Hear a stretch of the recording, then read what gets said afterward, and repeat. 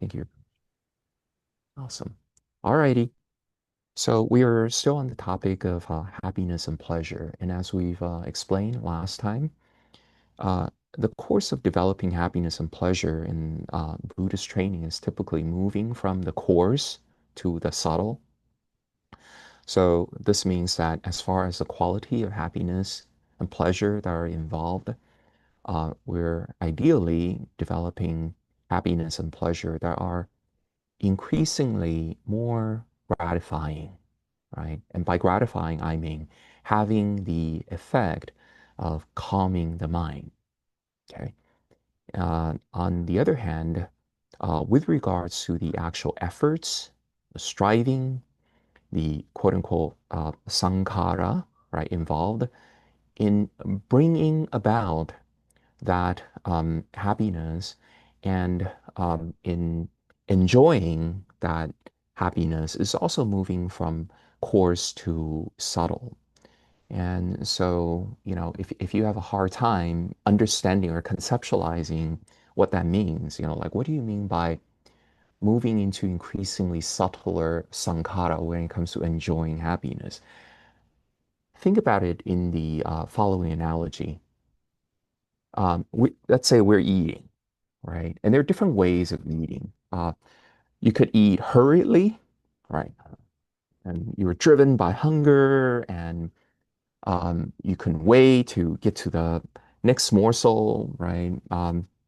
If you grow up in Asian culture, you hurriedly extend your chopsticks out, to the plate in front of you, right? Or you extend your fork out to the plate in front of you, versus, let's say, um, you're savoring the moment.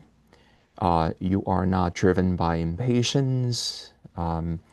You are not driven by excitation. You are not distracted by defilements like worrying in the mind and so forth, but rather you remain contentedly immersed in the present experience. Right? Now, these two scenarios really illustrate for us two very different kinds of sankharas involved. Right? And conceivably, if you eat in a certain way, it could really increase your enjoyment, if you will, right? There is less exertion involved, there's less effort involved, and at the same time, it potentially brings about greater satisfaction, right? It will, even if eating is really primarily a sensory experience, it can potentially lead to, say, a sense of well-being, a sense of ease, a sense of bliss, a sense of greater gratification, as we explained. Okay. All right. And traditionally, when Buddhist teachers work with, people who are just beginning to meditate, people who are likely still working with very coarse hindrances, like a lot of distraction, a lot of restlessness, a lot of remorse in the mind, a lot of torpor, a lot of sensual craving, and so forth. They will uh, prescribe relatively coarser methods. And these can take the form of the so-called six recollections. I don't know if anyone have heard of this, Buddhist terminology called the six recollections. Sometimes they come in 10, okay, but in most places, there are six so-called recollections, smrti, right, involved. Anyone happen to know about this and would like to tell us something more about it? Where they're about, or what exactly are they? Maybe just name one of the six recollections. Anyone happen to know?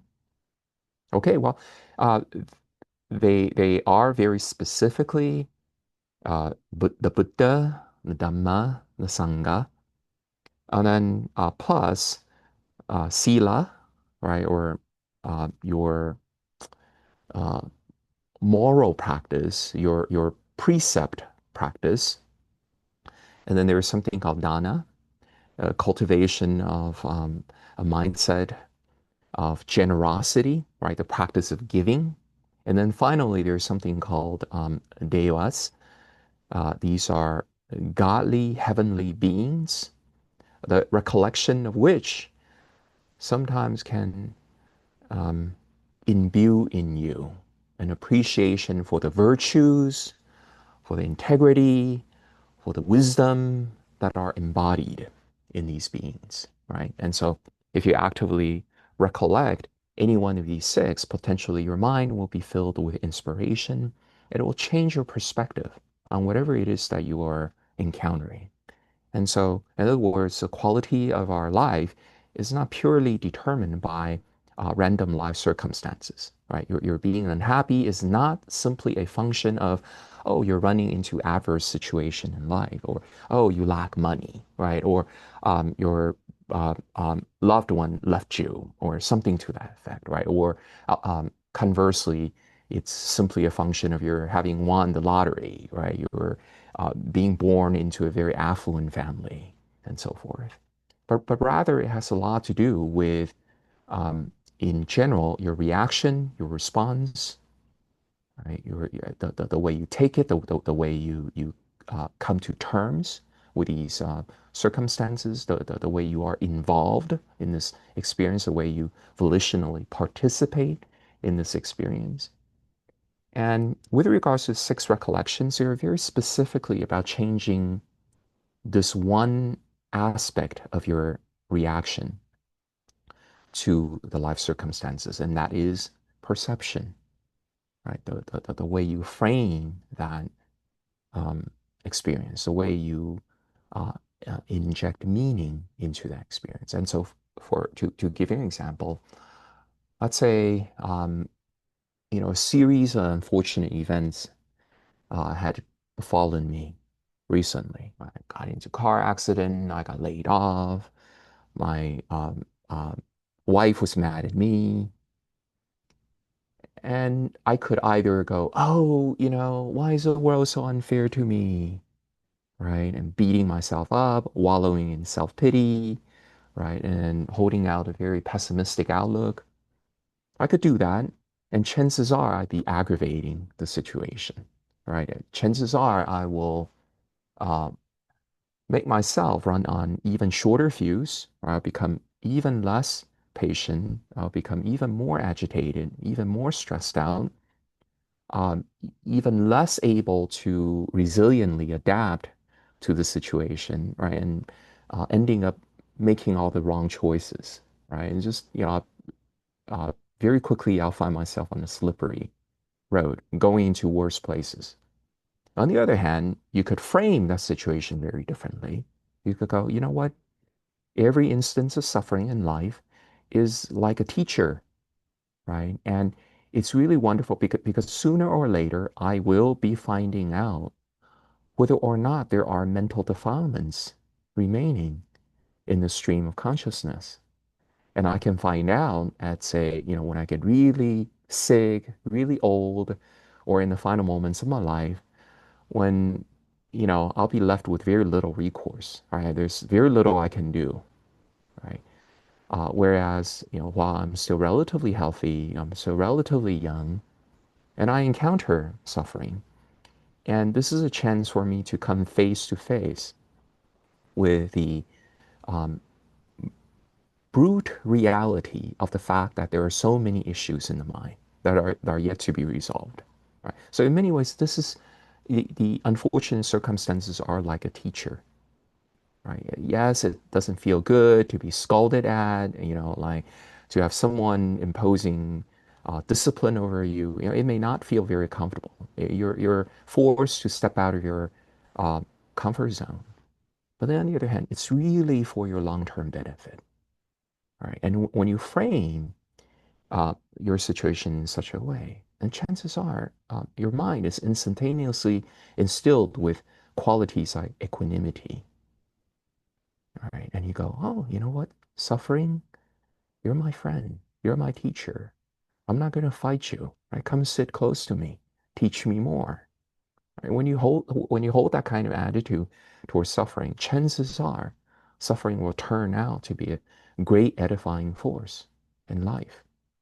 Right? So this is just an example of how different framing of experience may lead to very different quality in life. And this in the Buddhist training, in the scheme of Buddhist training, is still a relatively coarse type of training. Why is it considered coarse? Because as you're doing this, you're doing a lot of self-talk. You're holding a rather complex narrative in mind. You are actively invoking like a kind of artificial perception, right? And so we're not talking about natural peace. We're not talking about abiding in natural, unfabricated awareness. We're not talking about, you're being in a state where it's very easy to let go of things. Rather, you're actively forming a mental picture, an interpretation, and you're holding on to it. Okay. And I want to show you like how this is explained in the early suttas. So give me just 1 second here. Um, so, all right. So let me direct your attention to this passage, this whole paragraph here. Okay. And this, by the way, is from the Samhita Nikaya, Sutta number 47.10. So there is a case where a monk, who's meditating, remains focused on the body in and of itself. And by the way, this is a coded word for someone practicing the body satipatthana. Okay, so when you remain focused on the body in and of itself, you're practicing the first tetrad, right? And when you're focused on the feeling in and of itself, you're practicing the second tetrad, the feeling satipatthana. And when you're focused on the mind in and of itself, you're practicing the third tetrad, right? The mind satipatthana or mind-based satipatthana. Finally, if you're focused on the Dhamma in and of itself, you're practicing the fourth tetrad, continuing. And your mind is endowed with ardency, with alertness and mindfulness. And you're actively putting aside hankering and worry in relation to the world. Okay, the words are translated differently, but in the past we kept referring to these as hankering, right, mental thirst, and worry, right, in relation to the world, with reference to the world. This is translated slightly differently. And as the meditator remains thus focused on the body in and of itself, in other words, he's practicing body satipatthana, right? Maybe steps 3 and 4. Okay. Then what happens? A fever based on the body arises within his body, or there is sluggishness in his awareness, or his mind becomes scattered externally. What happened here? Can someone like offer a possible explanation? What is going on here? A fever? Sluggishness? And the mind becoming scattered? Anyone? What's going on here?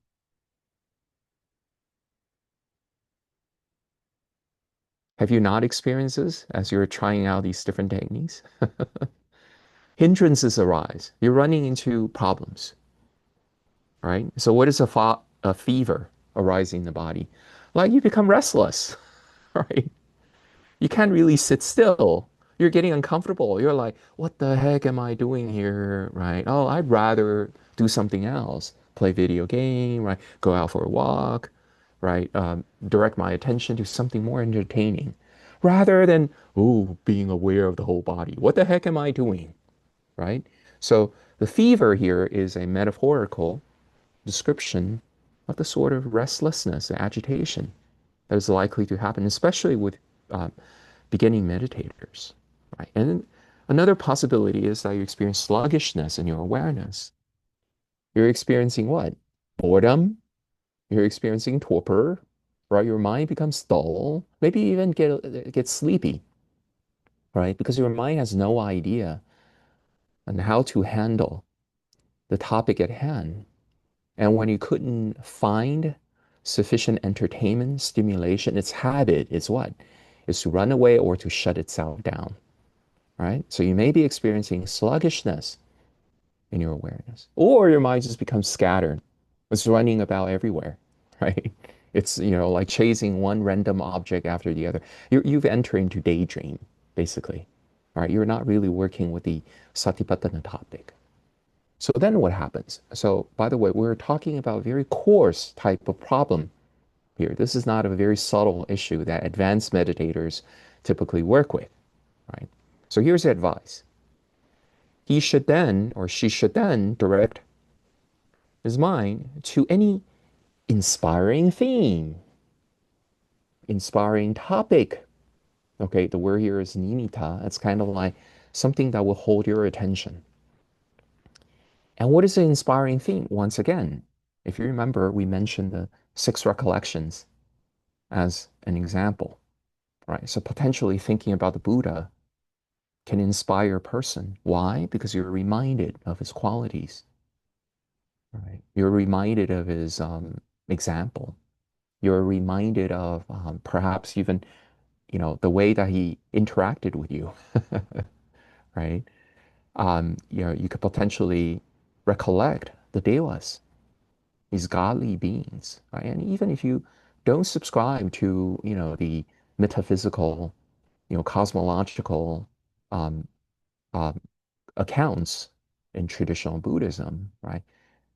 Chances are you've encountered people with godly qualities, people who demonstrated tremendous grace, right, in challenging times, people who've demonstrated heroic qualities, right? They remain unfazed in the face of bullying situation, right? They, um, without hesitancy, stand up for the weak, right? They, are able to maintain peace of mind even in, the most trying life circumstance, right? So when you think about these people, right, you think about these beings, these godly beings, these heavenly beings, then you what?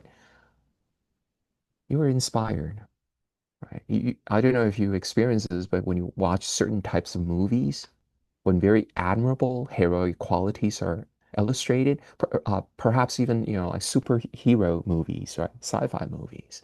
And then there are moments where you feel like your blood is boiling and you're like resonating greatly with the main characters or with the characters involved, right? And what is happening there, at least according to Buddhist psychology, is that um, there is already some measure of that same quality in your mind.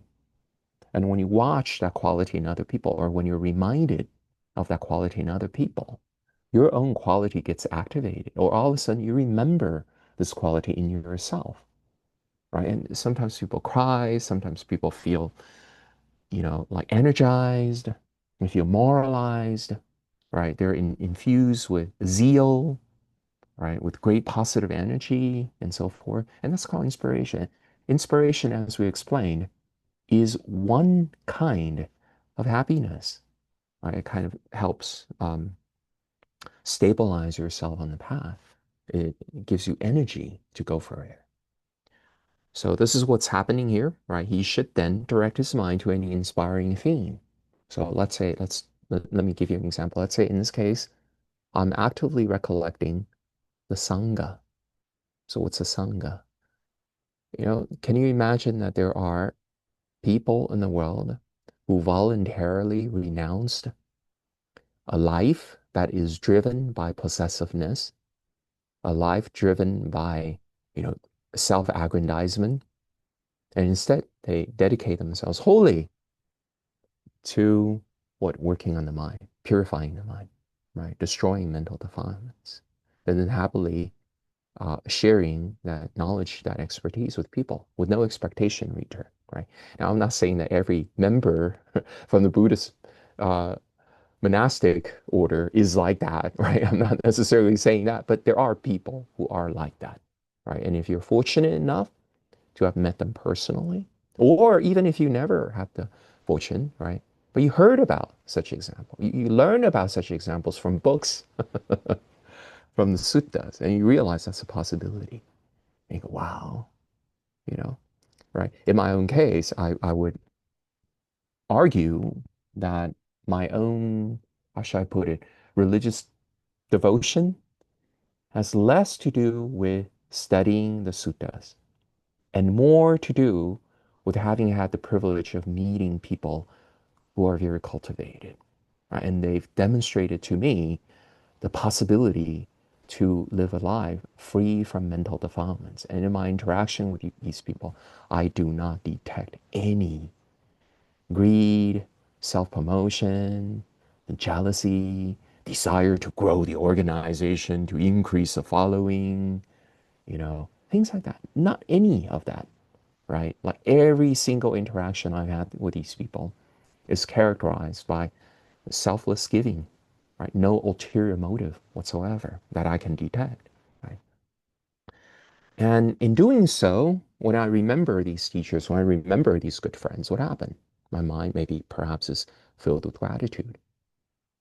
My mind is filled with, wow, there's this possibility for a higher way of conducting yourself, a higher mode of existence, rather than the kind that most people are familiar with. People are in general really very selfish, right? Even in worldly instances of supposedly unconditioned love, like, the love that you can typically expect from parents, they are driven by selfishness, right? Even in the most moving type of romantic love, they're driven by transactional mentality, right? And then, when you learn about how there's a different mode of possibility, right, it can potentially be very um, liberating, inspiring, and so forth, and just filling yourself with a sense of purpose. All right, so let me bring your attention back to the sutta passage. All right, so what you do initially is you bring your attention to one inspiring theme. And as his mind is directed to any inspiring theme, gladness is born within him. And one who's gladdened, rapture is born. Right? So how is rapture different from gladdening? Well, rapture in this case means the sort of quality experience that spreads over your whole being, right? When you try to gladden, maybe a part of you feels animated, right? But when you feel enraptured, your whole being is wrapped in maybe contentment, maybe in appreciation, right? Maybe in deep satisfaction and so forth. And one whose heart is enraptured, the body grows calm. Why is that? Because when the mind is in rapture, when you experience this kind of pervasive happiness, the body relaxes. The body is suffused with satisfaction, suffused with contentment. So the body grows calm. And when your body calms, you feel pleasure. For most of us, the body is a source of discomfort. Right? We need to move it around, we need to fidget, we need to, do a lot of things to um, negotiate with intermittent bouts of discomfort, intermittent bouts of pleasure. Right? Rarely is the body like a constant, consistent source of comfort and satisfaction. But when we meditate, you can potentially turn the body into a source of pretty consistent source of pleasure. Right? And when that happens, right, feeling pleasure, his mind grows concentrated. So how does concentration, how does samadhi, how does jhana happen in Buddhism? Not by ways of you know, like forced concentration, not by ways of counting the breath, like locking your mind down to a single spot, staring at some kind of luminosity. None of that. It's a result of your mind and your body, right, meeting certain conditions, and so your mind happily settles there. And that's how samadhi happens in the Buddhist training.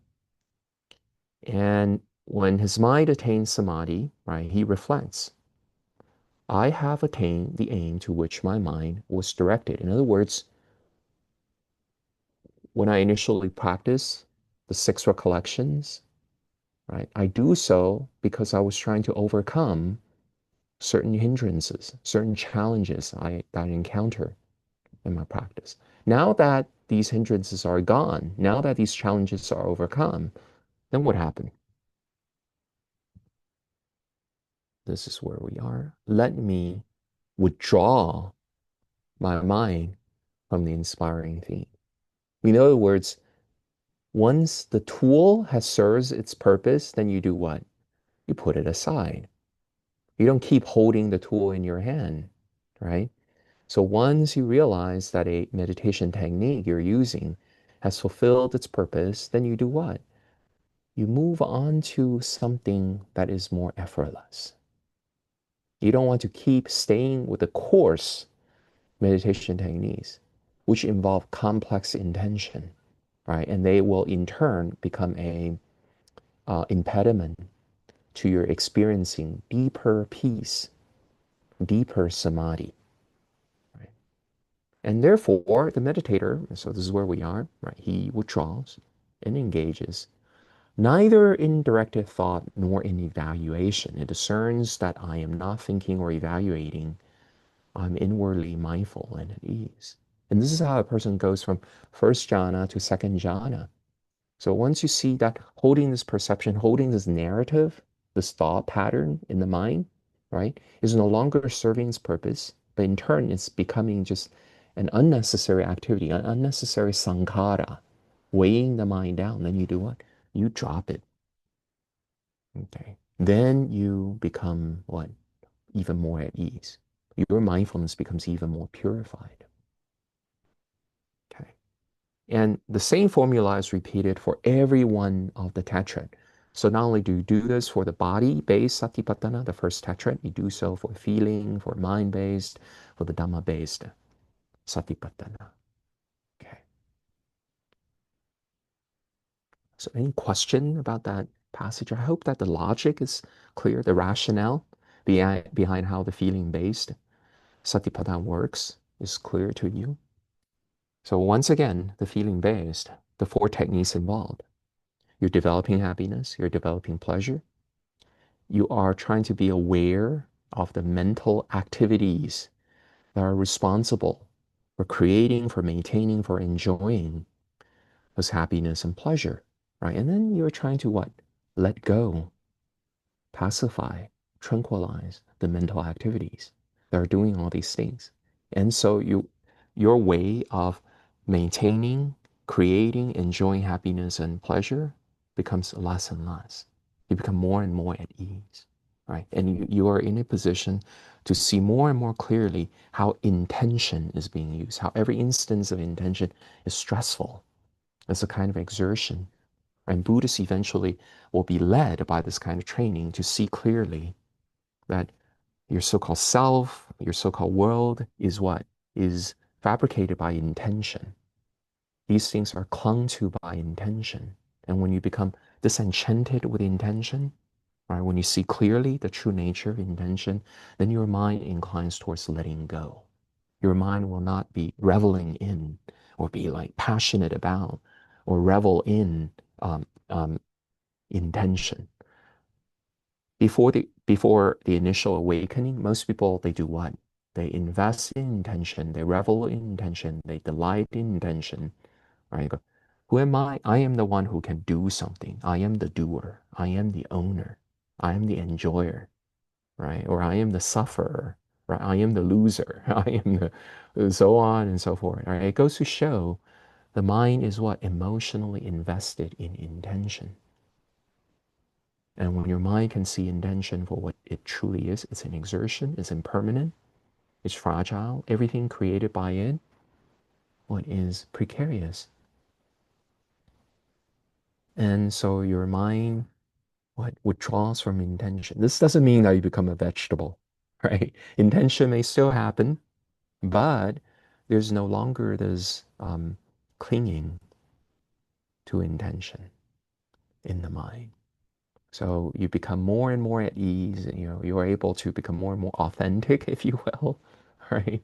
Because when you're clinging to intention, what's happening? You are effectively wearing a mask all the time. You're um, um, holding on to baggage all the time, right? There are all these unresolved issues in the mind all the time, and all these things are distorting, right? All these things are tormenting. All these things create like a constant supply of stress in the mind. So is this clear to everyone? Or if you have thoughts, if you have questions? All right. If not, I'm going to show you another sutta passage and followed by a short practice session, or maybe short or long. I don't know yet. All right. So give me just one second. Let me show you something else to give you a little context of, um, of what we're going to do next. So previously, I was showing you an example of a very coarse, a relatively coarse type of practice. Coarse, okay. And here, I'm giving you an example of how the feeling-based satipatthana is done at a more advanced level, at a subtler level, at a more refined level. So let me direct your attention to Majjhima Nikaya, Sutta number 149. I'm quoting, for the meditator, uninfatuated, unattached, unconfused, remaining focused on their drawbacks or dangers or limitations or problems, right? The problematic natures and so forth. Right? The five clinging aggregates head toward future diminution, right? Diminution, I'm sorry, diminution, right? The craving that makes for further becoming accompanied by passion and delight, relishing now this and now that, is abandoned by the meditator. His, her bodily disturbances and mental disturbances are abandoned. His bodily torments and mental torments are abandoned. His bodily distresses and mental distresses are abandoned.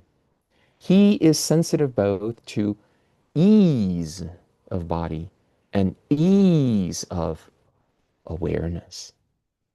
Okay? So, what is going on here?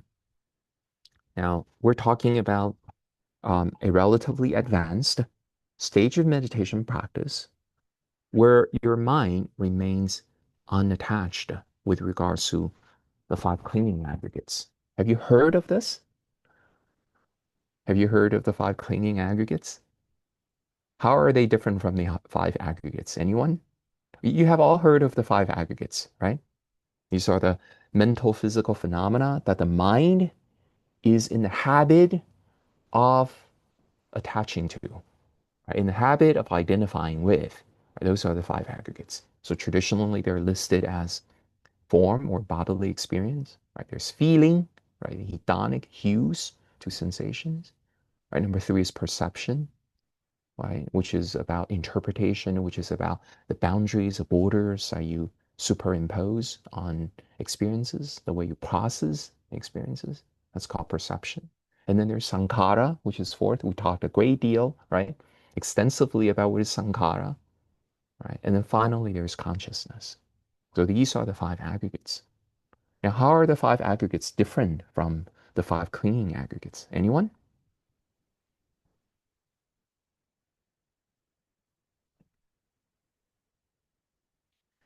Let me put forth a tricky question for you. Okay. Does the Buddha and do the Buddha's Arahat disciples experience the five aggregates when they're alive? Is it the case that after awakening, the five aggregates will just automatically disappear and then they can no longer be experienced? Is that the case? Does the Buddha feel his body as far as we know? Yes, he does, right? Right? Or he did when he was alive. How do we know? He experienced backache. He experienced headache, right? And he is able to change his body posture when the legs get numb, right? When he needs to stand up, right? He rests by sitting down, by lying down, and so on and so forth. So he experiences his body, right? And so there's really no controversy in traditional Buddhism that even awakened people experience the five aggregates. But do they experience the five clinging aggregates? No, they don't. They don't experience the five clinging aggregates. The body feels differently when it is clung to. The feeling is experienced differently when it is clung to. So what are the five clinging aggregates? They are the five aggregates when they are clung to. Does that make sense? Okay. So the five clinging aggregates, once again, is, say, for example, in an unawakened person, you don't just experience the body, you experience the body as lived in by the self. You experience the body as something that you worry about. You experience the body as something that you fully participate in. When people ask you, where are you? Your reflexes go, it is something like, oh, I live in the body. I am the body. Or when people says, show me where you are, right? Maybe you point right here, right? I'm inside the skull or I'm behind the eyes. I'm looking at you from behind these eyes, right? I'm peeking out from these windows of the soul and so forth, right? So you don't just experience a body, you experience a clinging body, the body that is clung to, a body that is identified with.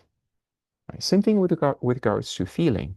You don't just experience feeling, pleasant sensations, unpleasant sensations, neutral sensations. You experience them as my feeling. You experience them as, oh, this feeling I want to avoid.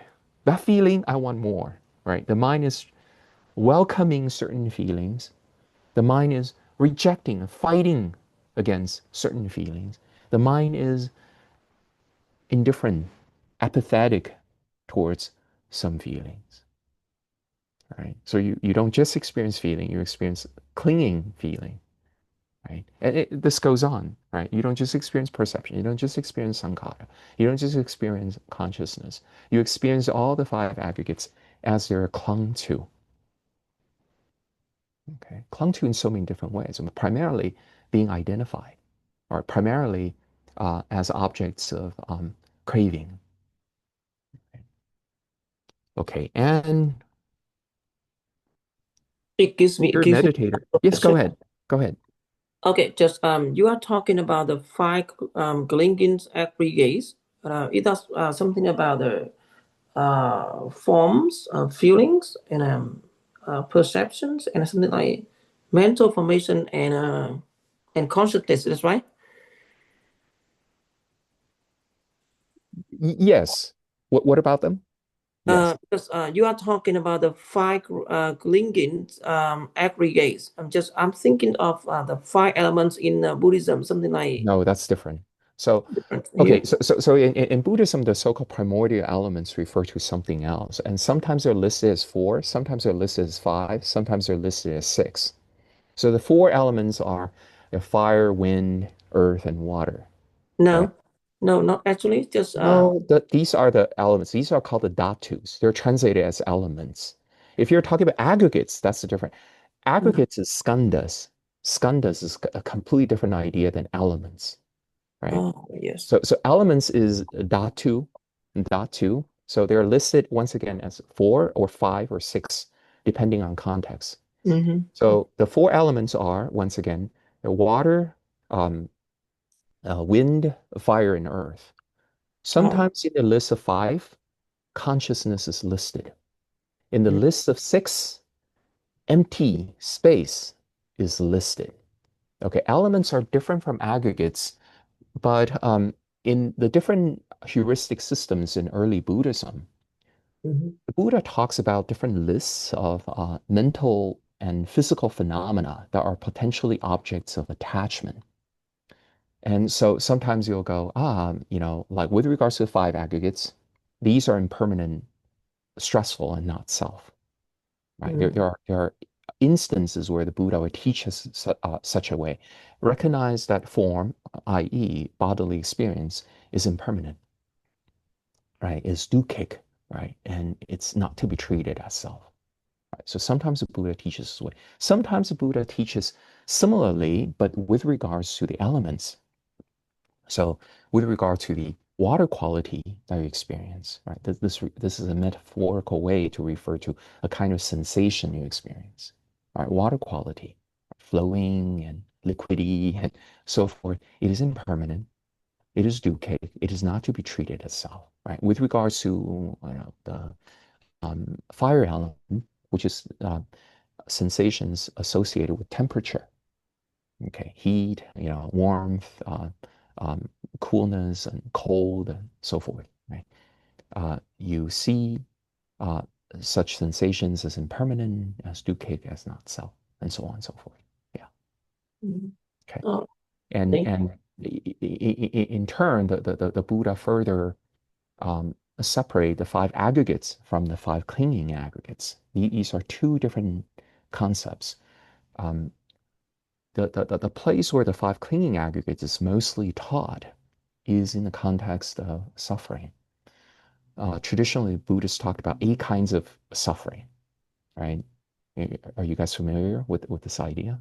Right. So there's, um, like the suffering associated with, sickness, suffering associated with old age, suffering associated with death, right? Suffering associated with not being able to get what you want, right? Suffering that's associated with being separated from your loved ones, from dear ones, or suffering associated with meeting up or being forced to be together with people that you actively dislike or with objects that you find repulsive, right? And then finally, the Buddha said, all these instances of suffering can be summarized as the suffering of the five clinging aggregates. Okay. So for as long as there is a phenomena of the five clinging aggregates, there is suffering. There is suffering. All right. So in sum, why is there suffering? Because mental physical phenomena are being clung to. There's clinging to them.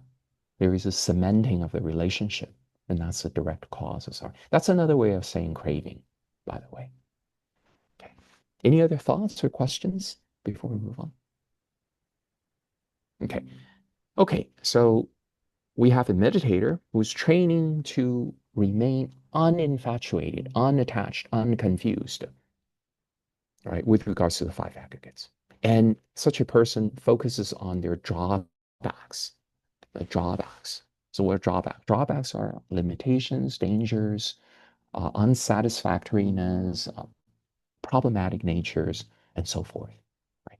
So the reason that we are very attached to something, the reason that we're obsessed with something, is typically because in our tunnel vision, in our fixity of attention, we just focus on the allure. We only focus on the benefits. We romanticize something, right? We become oblivious to the drawbacks. And here the meditator is focusing on the drawbacks. So in the case of the five aggregates, what are some of the drawbacks? Well, they are unreliable, right? They're fleeting, right? The body is what? Subject to old age, to deterioration. Or you take for granted right now, you think, oh, you have a good memory, right? It will fail you eventually. And even now it is failing you sometimes, right? Sometimes you cannot remember someone's name, right? I have been a professor for many years. And sometimes there are terminologies I'm supposed to be very familiar with, and I don't remember them, right? So this is called focusing on their drawbacks. And the five clinging aggregates head toward future diminution. What does that mean? It means you're working on diminishing the clinging. You're working on reducing the dependency on, your identification with, right? Your attachment to the five aggregates. They're heading towards future diminution, reducing them. They're, you know, becoming less and less, right? Becoming less and less intense. That's what it means, right? And behind it all, behind this attachment, behind this clinging, is the craving, right? The craving that makes for future becoming, right? The mind is always like, oh, the five aggregates, future aggregates, right? Oh, if I can slim down a little bit, I'll look much better, right? What is this? The mind is clinging to a future form experience. Oh, in the future when I retire, I'm just going to live happily ever after, right? Maybe in that instance, your mind is clinging to feeling, right? And this is accompanied by passion and delight. In other words, your mind is enthusiastic for, passionate for, reveling in novel experiences, old experiences, right? Relishing now this and now that. So your mind sometimes goes, oh, this is fun. Sometimes go, oh, that's fun. Oh, I love this. This is who I am right now. And afterwards, it jumps onto something else, right? Maybe for a while, You go, I'm going to become a professor one day, right? And then once you become a professor, right? Oh, this is kind of fun, right? But then you get bored, all right? Very quickly, you find this new status to be non-satisfying. You realize that you're still unhappy. You're still dissatisfied, right? Then what happens? Then your mind goes, not only do I want to be a professor, I want to be a rich professor, right? Surrounded by a lot of admiring students and so forth, right? So your mind is not relishing in this now. Your mind is relishing in something else, right? But it's always relishing in something, right? And this tendency, what is abandoned by the meditator. And as a result, which he experiences ease. As a result, which agitation, distress, and so on and so forth, all the factors that disrupt peace, that disrupts samadhi, they disappear. So in early Buddhism, samadhi is not just about shamatha. It's not about concentration. Right? In early Buddhism, samadhi is always common insight conjoined. Right? There's wisdom, there's right view, there's an understanding of the drawbacks. Right? All these things are happening at the same time. And the mind, the body becomes contented and they quiet down.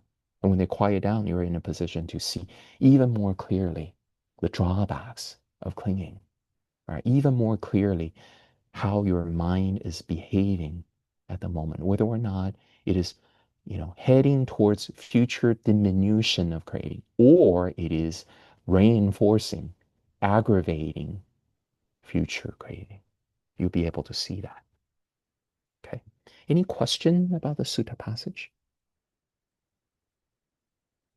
Alrighty.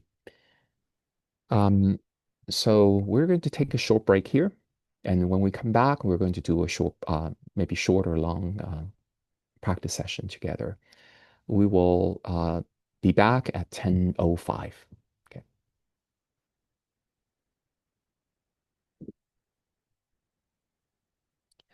So for the next practice session, we'll be focusing on one of the so-called recollections, right? And if you recall, uh, this is really about a coarser way of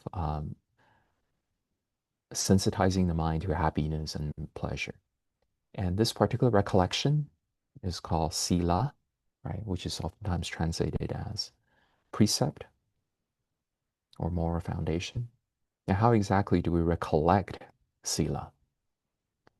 Typically, this is done by ways of recalling a kind of quality, an admirable quality of the mind that you used to have, right? Even for a brief moment. So you had the opportunity to gain a glimpse into its ameliorating, its edifying effect.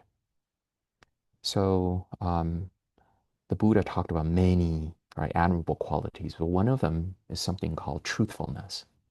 One of them is called candor, right? One of them is called straightforwardness. And this is not just about, oh, not telling lies and so forth, but as a quality, it really means something like um, you have no intention to manipulate other people, to exploit other people, right? To mislead other people into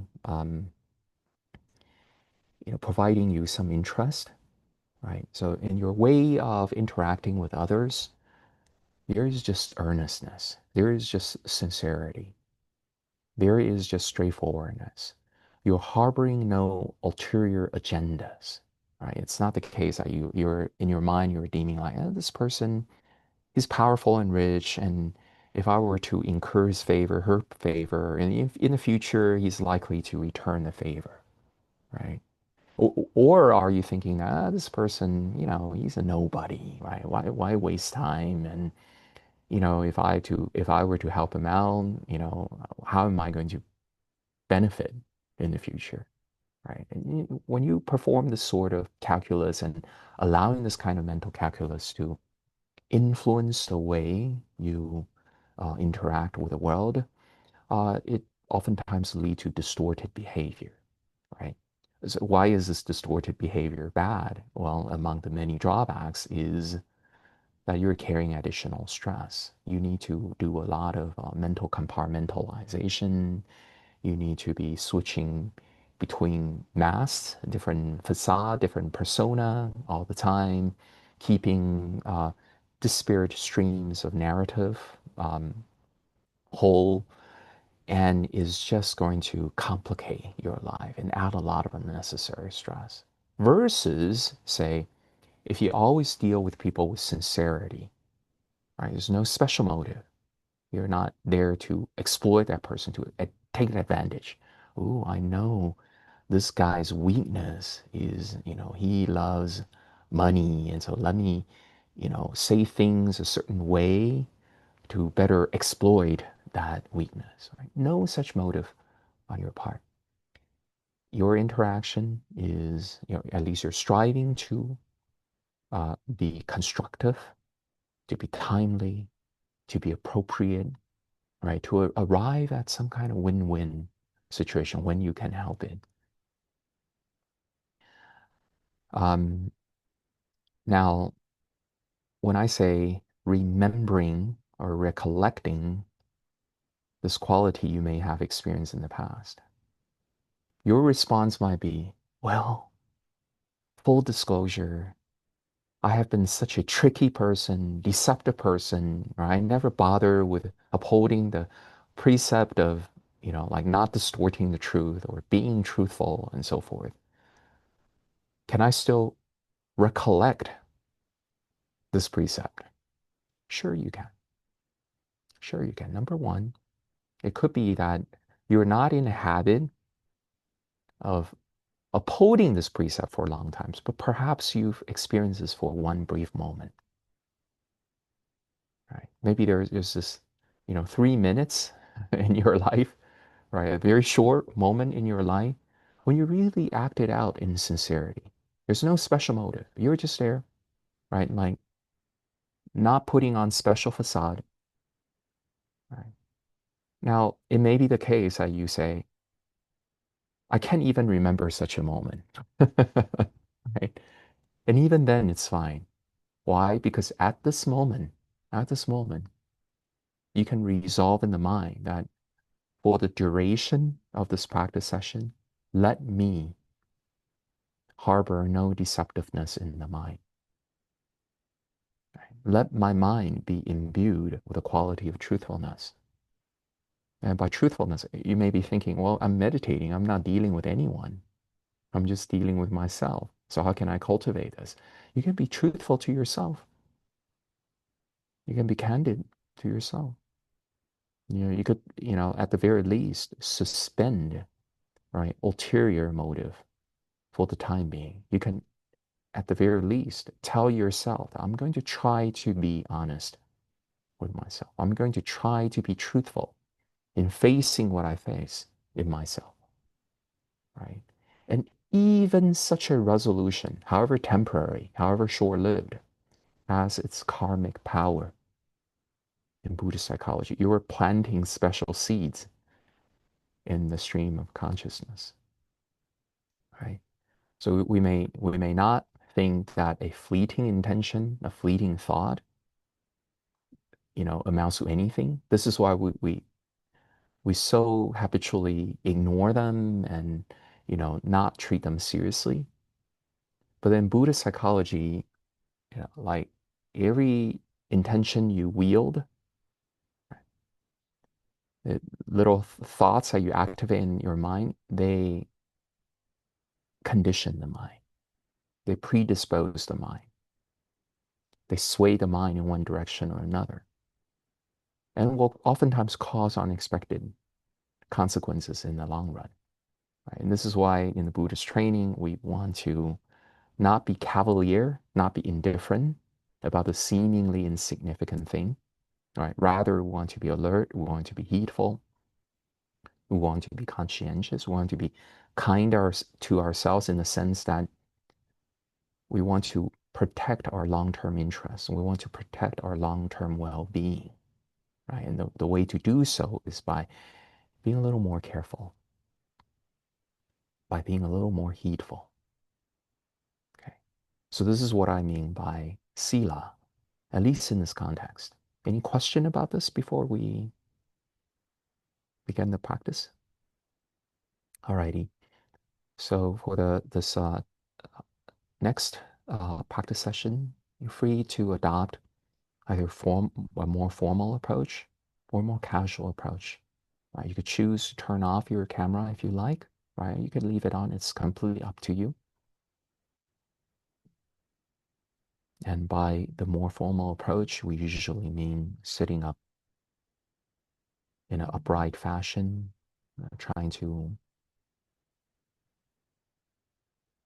straighten your back, engaging the natural curvature, aligning the spinal column in a way, maybe one section at a time, so that you feel how the natural curvature gradually uh, is shaped, right, comes into place, and see how this engaging of the natural spinal curvature perhaps slightly increases alertness, right? Introduces a sense of refreshingness in the mind, introduces perhaps even if it's for a little bit, heroic energy in the body. You're ready to take on the task.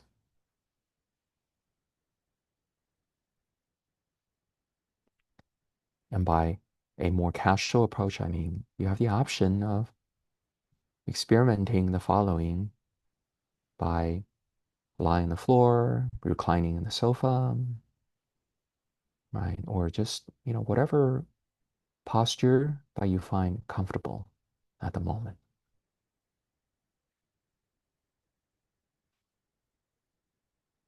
And a good place to start is to remind yourself to relax,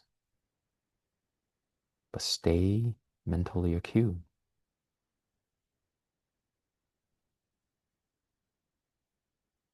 And try to strike the balance where you are trying to deepen the relaxation, but you want to do so without compromising alertness.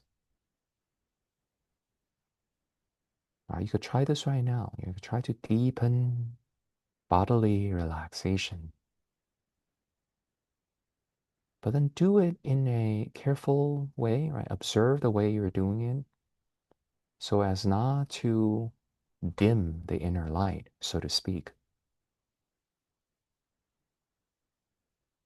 A different approach than this is to maximize your awareness without compromising relaxation. So in other words, at the present moment, try to be as widely awake as you can manage without straining yourself.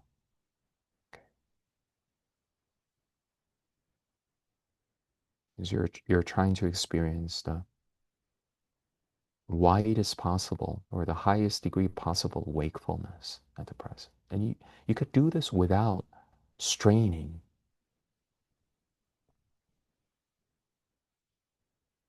You do so without getting in the way of physical relaxation.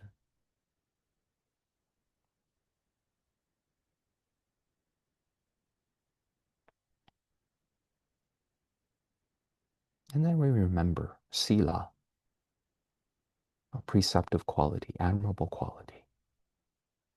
We bring that to the mind. In this case, truthfulness, straightforwardness, candor. What is it like when either you're dealing with other people or when you're dealing with yourself, and then you feel like there is nothing to hide? This doesn't mean that you have to volunteer a lot of personal information to other people, but it just means that here at this moment, right, in this particular interaction, there's nothing I need to go out of my way to conceal, to lie about. Everything's laid bare because I have nothing to hide in this particular interaction. And nor do I have some special set of expectations from people or from yourself. Like, oh, this person, let me talk to him, her in such a way so that he, she will like me, right? or will be happy to become my devotee, become my follower, become my student. Right? Nothing of the sort. In your mind, you are just experiencing sincerity. You may remember that moment in your life,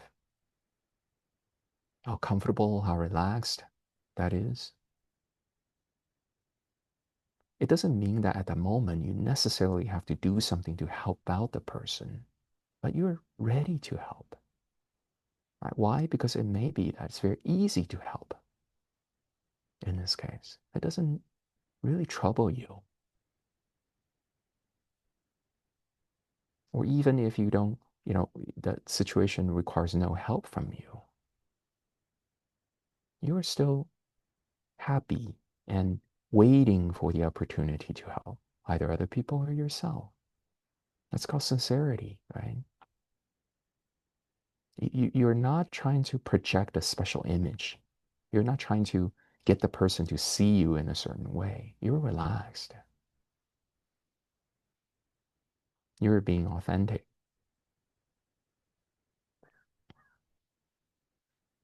If the person likes you, so be it. If the person doesn't like you, so be it. You don't even necessarily have the expectation that you'll meet this person again. Right? It's okay. It doesn't stop you from being sincere with a person, from being your utmost authentic with the person.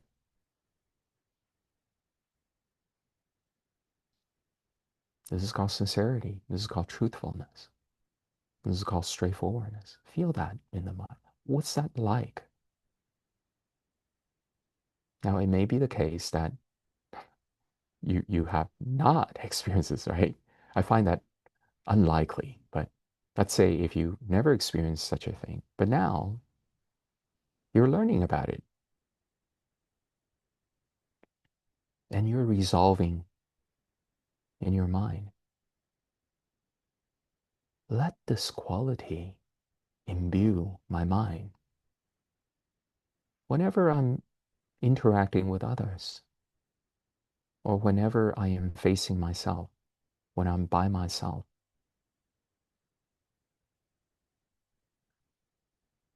and even if I've never really cultivated this quality in the past, the fact that I'm making this resolution in the present, by the way, you don't even have to worry about whether or not you'll be able to keep this resolution. Don't worry about that. The very fact that you're willing to make this resolution right now says something about you, your character, caliber of you as a person. Right? If you find such a quality admirable, that says something about you. Why would you find such a quality admirable? Because you are admirable. At least there's some part of you that is admirable, and that is recognizing that this quality is admirable.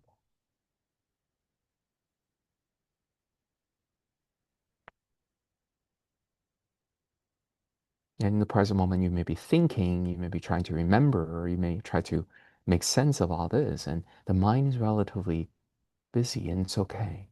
Right? What we are doing here is you're putting away distractive thoughts. Right? If you want to think about this. What is sincerity?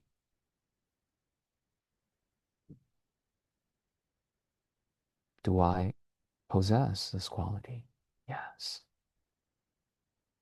If not in the past, in the present. If not for a long time, in this present moment. I recognize it. I appreciate it.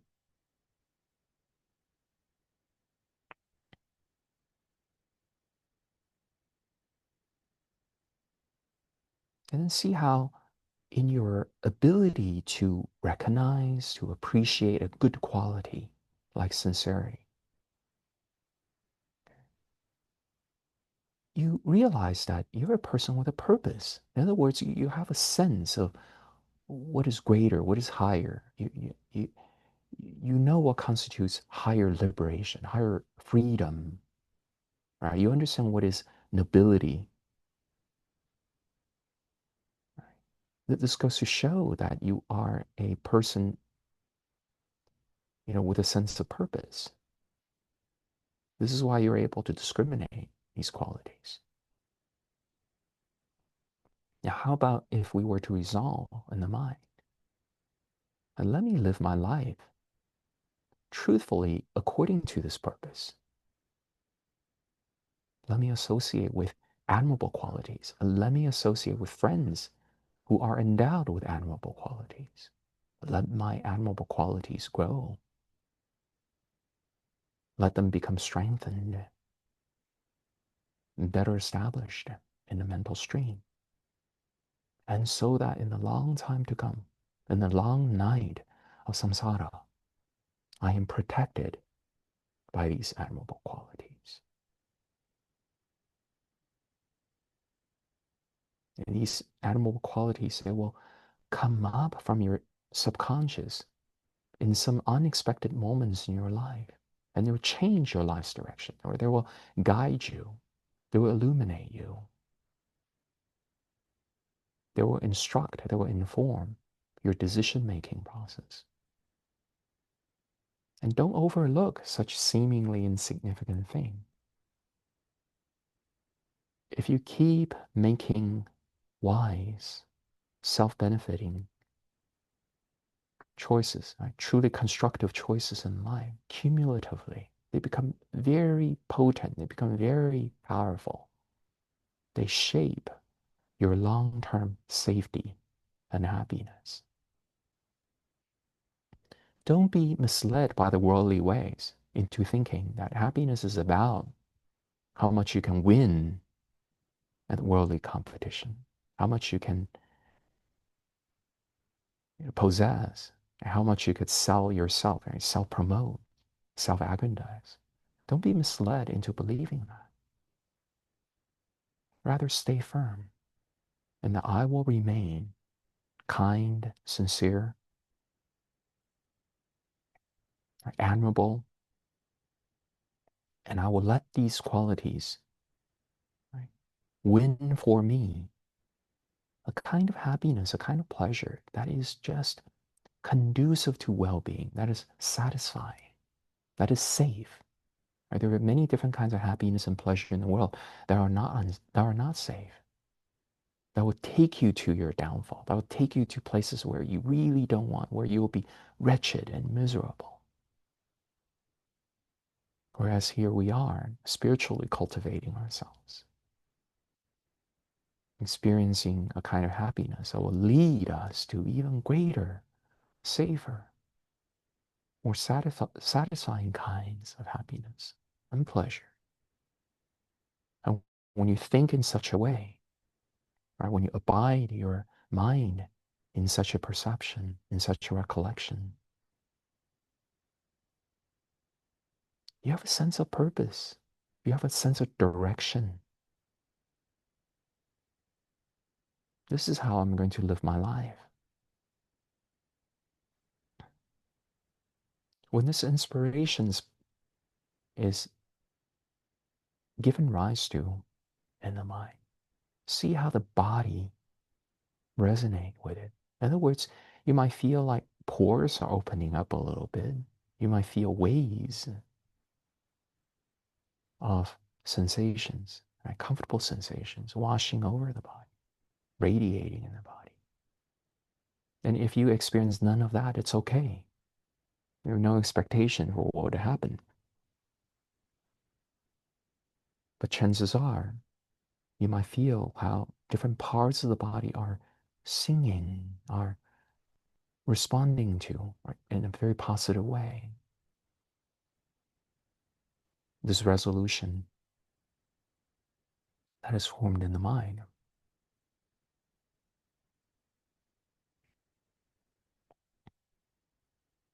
And this is called sensitizing yourself to happiness and pleasure in a very coarse way.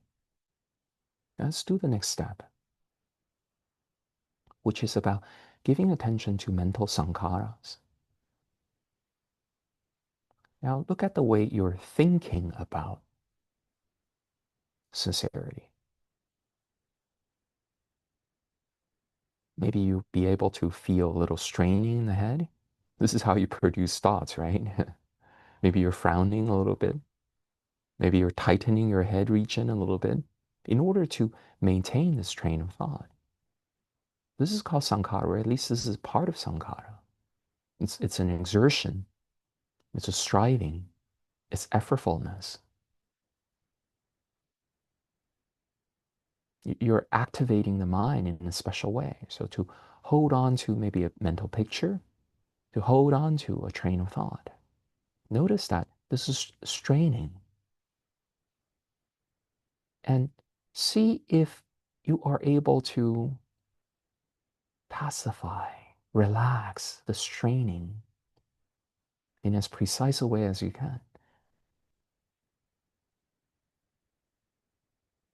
And you might do so by dropping this line of thinking altogether, and that's fine. You could drop this line of thinking altogether. But then you're likely to notice that you're still remaining in the afterglow of happiness and pleasure. So in other words, even though you're not actively thinking about sincerity, you're not actively thinking about resolution and being protected by admirable qualities anymore. Your mind, your body still bask in inspiration, in gratification, in contentment, in gratitude. It is a themeless kind of gratification. In other words, you're not thinking about anything in particular, but you remain contented. And in the state, whenever you want to think, you're likely to think positive thoughts. You're likely to think thoughts that conform with sincerity. You see, so even without those thoughts, even without that active perception being held on to in the mind, the body, the mind are in this malleable state, comfortable, contented.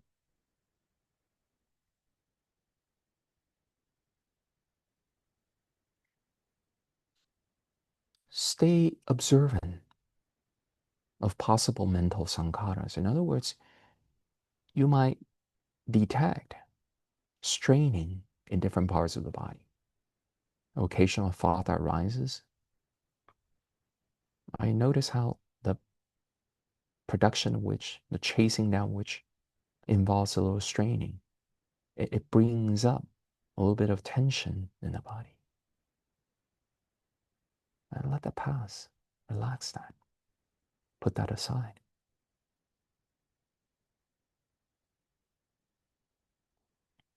And look at the way you're enjoying the present moment. Are there a lot of complex activities in the mind? If so, gradually pacify them so that you can rest purely in enjoyment. You can rest purely in contentment. And in this process, once again, things may arise. You'll find that maybe there's part of the mind or part of the body that is not being very content. Maybe there's a thought that arises, oh, I was expecting way more pleasure, you know, like, yet I only have this meager amount.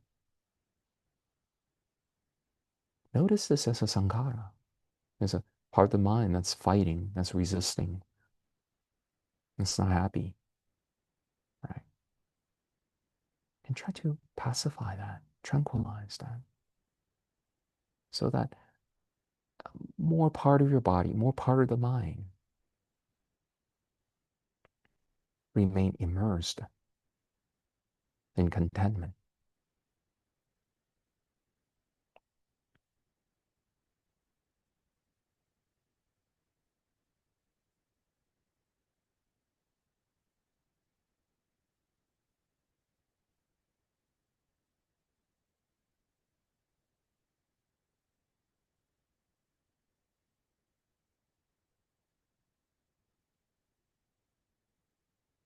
If you choose to maintain a train of thought, if you choose to maintain perception, that's okay. But in doing so, look for room for further liberation. Look for room for deeper rest. So let's say that you feel like you still need to hold on to, a pattern of thought. Sincerity. May my mind be imbued with admirable qualities. Right? You're holding on to this sankhara. That's okay. But you're looking at possible ways to tranquilize this, to make this less complicated. And so, to give you an example, instead of having to say so many words to maintain this perception, maybe you could just say fewer words like sincerity. That's it. That's reminder enough. Let me befriend with sincerity. Maybe that's enough. Let me be protected by sincerity. That's enough. You don't need long-winded sentences. You don't need long-winded explanations in the mind to stay with contentment, to stay with this inspiration. You're using fewer words. Right there, you're already tranquilizing a part of sankhara.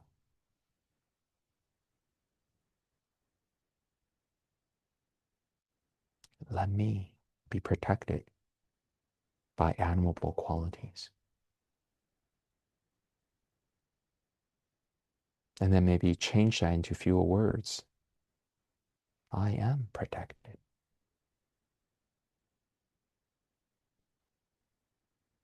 Anytime you feel like going back to more sankharas is okay, right? There's no dogma about, oh, all that you could do is inexorably reduce all sankharas. That's not the case.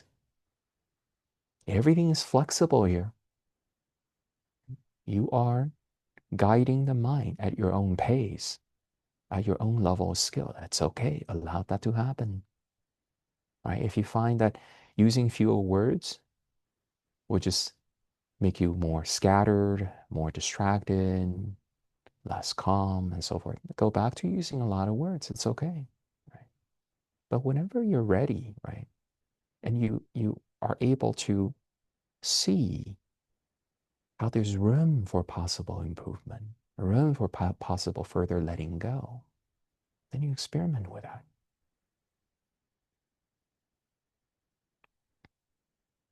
How about if you don't use words at all? You don't have to say anything. You just rest. You just feel directly what's it like to be with sincerity. You withdraw from giving commentary. You're just here to feel, to experience. What's it like when there is no special agenda in the mind, when there's no desire to distort? You're just sincere, wide open, not putting on mask, not putting on persona, straightforwardness. What's that like? What's that like? By the way, there's no right answer to it. When I say, what's that like? I don't expect an answer from you. You're not being tested, right? It's not like a test is being administered right now. No, this is an open-ended inquiry. So allow the phenomena to manifest on its own. It is this way. So when I ask you, what's it like to just be with sincerity without words? It is like this, however this is in the mind, however way this feels like in the mind. It is this way.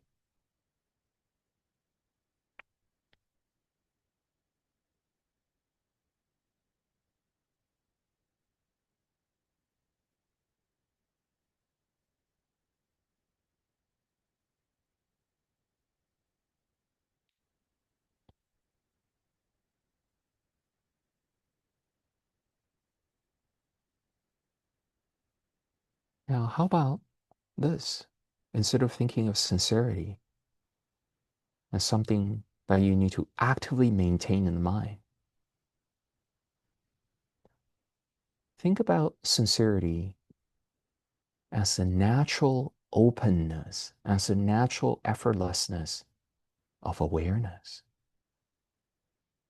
In other words, instead of thinking of sincerity as involving you're having to hold on to something, you're staying with one particular feeling.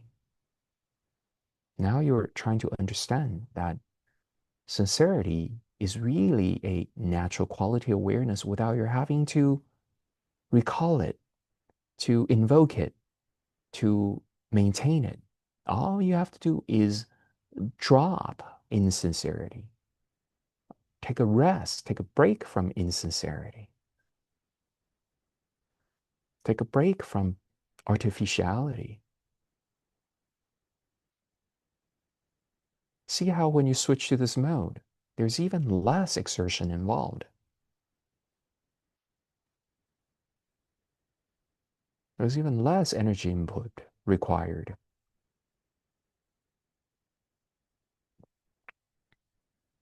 What you're noticing is a gradual pacification of sankhara.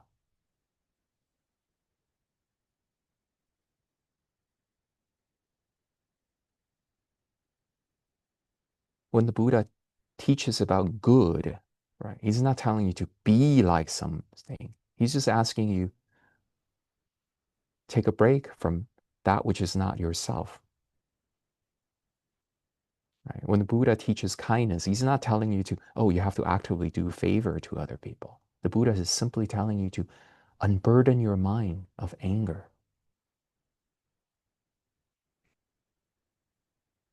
There are no special duties that you have to perform in meditation. There's no additional task that you have to strive and and fulfill in meditation practice. You're really experiencing dropping, shedding off, unburdening, deeper rest. And this is different from ordinary rest in that there is mindfulness, awareness involved so that you understand this process.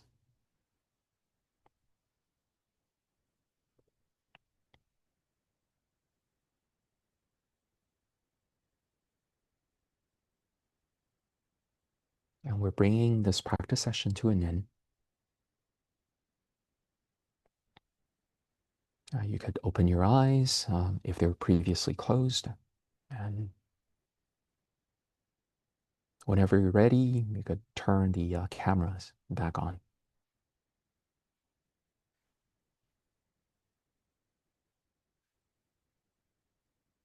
Okay. Any questions, comments about what we just practiced? This is like the way the six recollections can be done in the context of feeling satipatthana. Anyone would like to share his or her experience or your understanding of how things work, or your frustration at not understanding how things work? That's okay too. So I will take your silence as indication that you've mastered the technique, right? Fully penetrated the feeling-based satipatthana, right? Okay. So what follows is another practice session involving the more refined aspect, as we mentioned. So previously we've done something that's, dealing with the coarser aspect, right? Like, an active recollection we're performing, and then tranquilizing the sankharas involved. And what we're going to do next is very specifically what is mentioned in MN 149, the sutta passage I just show you. And here's my recommendation. So if in the previous practice session you were sitting, right, you might want to change into a different posture, like standing up. Do the next practice session standing up, right? If you were lying down with the previous practice session. This session you may want to try sitting up. Okay, so the reason for this is because number one, I would love for you to be exposed to practicing meditation in different physical postures, right? And then number two, since we already spent the last, what, 15 minutes or so in one posture, right? Sometimes it's good to introduce variety, right? If you sit for too long, if you stand for too long, right?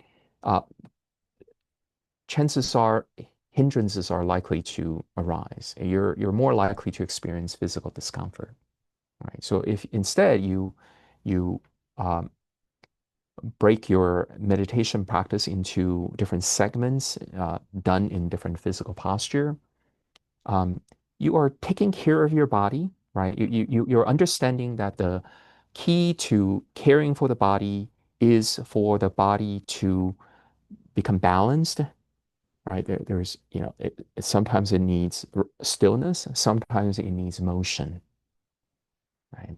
And I'm not suggesting that sitting 15 minutes is necessarily too long. I'm not suggesting that. People are different, and then people are at different stages in their practice, right? So it can get to a point where for you, sitting for a whole hour, for 2 hours in a stretch is pretty simple, right? And that could happen.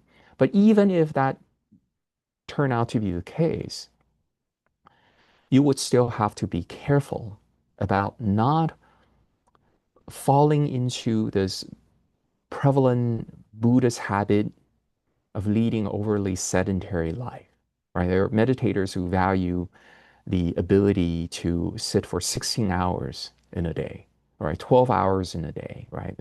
In some Buddhist traditions, this is extolled as a sort of skill, right? And my humble advice with regards to this issue is that that's generally not advisable for most people in most occasions. We don't want to end up being locked into sedentary mode for extended periods of time. Exercise is important, even if it just takes the form of like gentle walking around. You're changing into different posture, you're stretching about, and so forth. Yeah. Okay. Any question about that part? Comments, so forth. Alrighty. Is there any benefits to other than for the body? What is the benefit that you've seen to change in the posture? Okay. Good. Good. So let me respond to that in a indirect way. In a lot of modern day meditation retreat settings, you're likely to run into instructions whereby people are asked to sit for long periods of time, right? There are meditation retreat centers where they go, okay, you're going to have a 10-minute break or 5-minute break between every, hour-long sitting session, right? And even for that 5-minute, 10-minute break, um, you're asked not to say exercise, right? And the reason that there is this rampant practice, right, on the part of so many Buddhists over such a long time has to do with a certain commentarial assumption, right? People assume that what is samadhi is perfect fixity of the mind. Is the mind going into a sort of like a frozen place where it's not moving at all? In the commentarial traditions, people understand, samadhi as involving, for example, sensory shutdown, and your mind unwaveringly focused on a single point, and so forth, right? So if you subscribe to the model, then you will assume that in order to maintain that degree of samadhi, you would have to stay in one single posture, especially sitting posture. Right? As soon as you move, what happens? You're generating thoughts, right? You're generating intention to move, and the samadhi gets interrupted. Okay, so that's the idea. That's a reason behind why prolonged, like sitting for extended periods is extolled, it's valued, it's emphasized in many Buddhist traditions. But here I am saying that the model of meditation is not found in the suttas, right? I hate to use the word wrong or erroneous, but it's just so different from the way meditation is taught by the historical Buddha. So if you recall, meditation primarily takes the form of satipatthana in early Buddhism, and satipatthana is about a range of activity. So are you able to, say, for example, practice a deepening of physical relaxation while you're walking, while you're sitting, while you're lying down, while you're even doing chores? You absolutely can, right? With regards to all 16 steps that we're looking at, they can be done in all postures. And they can be done even when postures are actively being changed. Okay. And therefore, in this context, we do not emphasize the perfect stillness, like literal stillness of the body in order to protect, in order to preserve like an uninterrupted run of samadhi. That's not our goal here, right? Our goal is to be able to see that, when it comes to, say, for example, understanding impermanence, you could do this even as you're moving, even as you are changing your posture, not just only in some particular posture, right, or in all posture, but even as you're changing, as you're transitioning from one posture to the other, your satipatthana topic may remain with you. Okay. And the other thing is that in modern and popular meditation retreat settings, people are asked to sit for a long time because they believe that this is a way to help you understand the dukkha nature of body. So if you sit for 2 hours, if anyone's been to such an intensive meditation retreat, you're likely to have sat for hours on end, right? And at the end of the day, what do you experience? Or you don't even have to wait until the end of the day. At the end of 2 hours sitting, what do you experience? Most likely, great pain, right? Yeah, lots of pain, Excruciating discomfort, right? and real lethargicness. You feel tired. Exactly, exactly. And likely the teachers involved will tell you that, hey, like just bear with it, right? And this is like a great opportunity for you to understand the dukkhic nature of body. But then, once again, in the suttas, right, if you look at the way the historical Buddha taught, that's not how he teaches dukkha. You don't have to deliberately create dukkha, like discomfort in your body, to understand the nature of dukkha. Okay, so dukkha is primarily not about discomfort in any case. Dukkha is primarily about how your clinging to intention creates unnecessary burden and baggage, right? Is it possible for a person to understand dukkha without experiencing physical discomfort? Absolutely. In fact, that's what the Buddha recommends. If you want to go into deep samadhi, one of the greatest things you need to overcome is physical discomfort. Now, to overcome that, do you just rely on willpower? Do you just sit through pain, right, until somehow your body is, like beaten down or domesticated and, you just sit through numbness until it spontaneously disappears? No, that's generally not what the Buddha recommends. You see. So in life, there are situations where you can't really do anything or do much with regards to the pain, right? So if you're sitting in the wilderness and there's too much heat, there's too much cold, and mosquitoes, bite you happily, or there's not much you can do, right? So you grit, you bear with it, right? You endure it, and so forth. But in life, there's so many things we can do, right? You could change your posture. You could alleviate physical discomfort by resorting to practical means, right? And now, of course, we want to have some kind of a balance. So when I say that you should be more flexible in changing into different postures, I don't mean to say that, oh, therefore, you should just fidget and just go, like scratch, different parts of the body, busily and you're just, being restless throughout the session, right? I'm not saying that, right? But if you're someone who keeps in mind the goal of gradual pacification of sankhara, then you're in a position to see, well, what sort of reactions are unconstructive or unnecessary. If you're just busily reacting to physical discomfort by uh, fidgeting about, you realize that you're just disrupting inner peace, right? And you're likely to not be able to uh, stay with the satipatthana topic very effectively, right? So, um, and then coming back to your question, are there benefits? Yes. Physical health, for one thing. Number two, you're more likely to find that samadhi is attainable. One of the reasons that people find meditation so daunting, so intimidating, you know, is precisely because of the sort of problematic model the commentarial people have about meditation.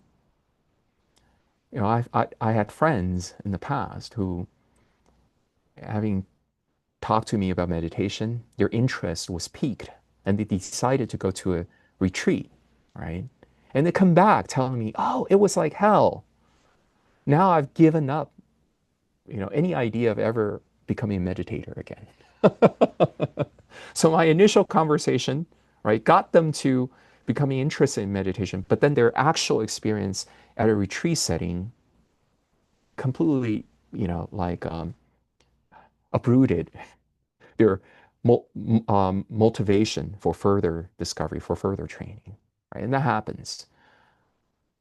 We want to protect our intention to meditate with care. It is not an intention you should take for granted. It is a precarious intention, right?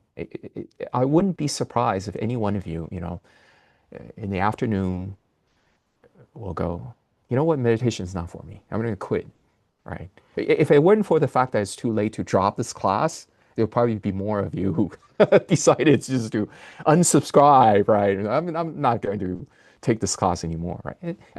I'm not faulting anyone, right? I'm not saying, oh, this is your fault. You're just, being this weak-minded person and so forth. No, it's the nature of intention. That's the nature of intention, right? So what do we do as a meditator? Oftentimes we can't really control the intention, but we can foster favorable conditions around that intention. So certain intentions are reinforced, right, positively, and certain intentions are deconditioned. They're discouraged. Right? I hope that makes sense. And one way we could do that is by allowing the mind to associate meditation practice with comfort, with ease. Every time you remember what meditation was like, oh, it was like taking a vacation. It was better than ordinary vacation. Ordinary vacation requires money and I'm still stressed out. And at the end of that vacation, I need a vacation away from that vacation. Right? But the meditation is like a real vacation. It's like things are just greatly simplified in the moment. It's so easy to do. I never realized that ease is so close to me, right? That contentment is free, right? It's at my immediate disposal, right? You want to allow the mind to make that kind of association. Yeah. Okay. Any other thoughts, questions? All righty. Why don't we take another break? All right, we sit for a while. So let's come back at 11:10. Okay.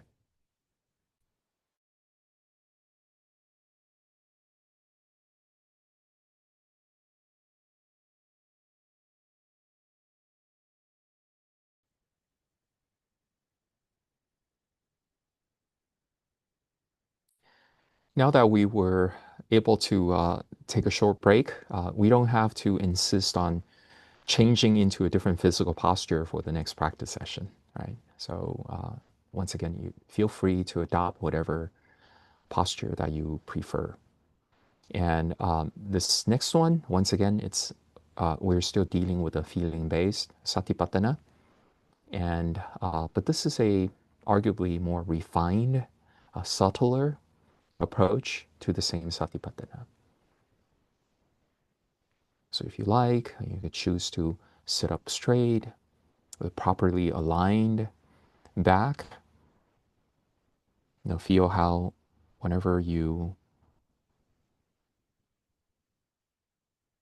engage in such a posture, there is this discernible heightening in alertness.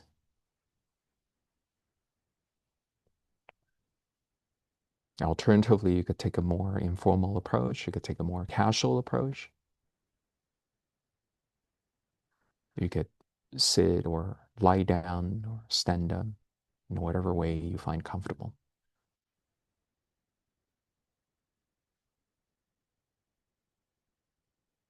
And the sutta passage, MN 149, that I just showed you, talked about how by ways of tranquilizing clinging to the five aggregates, we will be experiencing ease, right?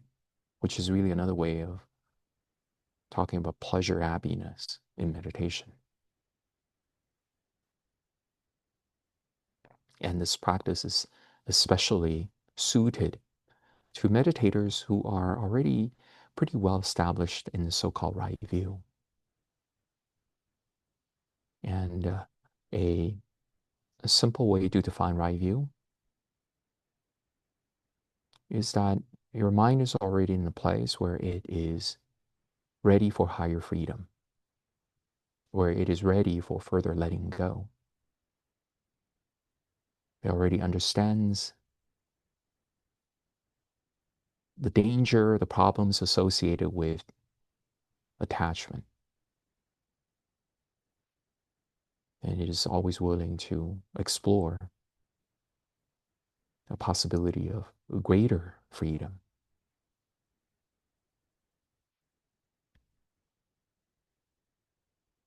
And it's a good idea to start the practice by anchoring your attention to sensations. You're aware of present moment sensations. You're aware of what the body feels like as you're trying to relax. Breathing, living body.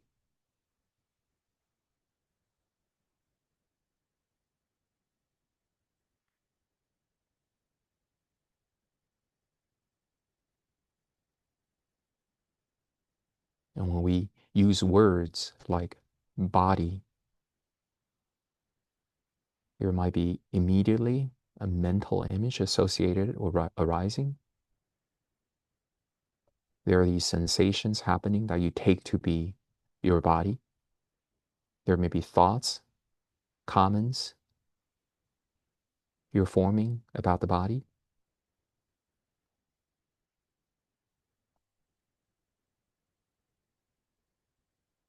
And look at how when there is clinging,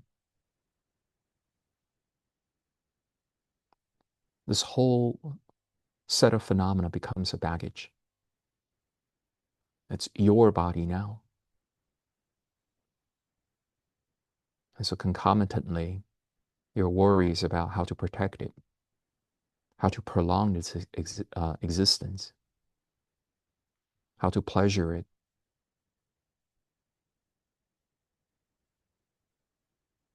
how to move it around, right? Whether it's ugly or good looking, right?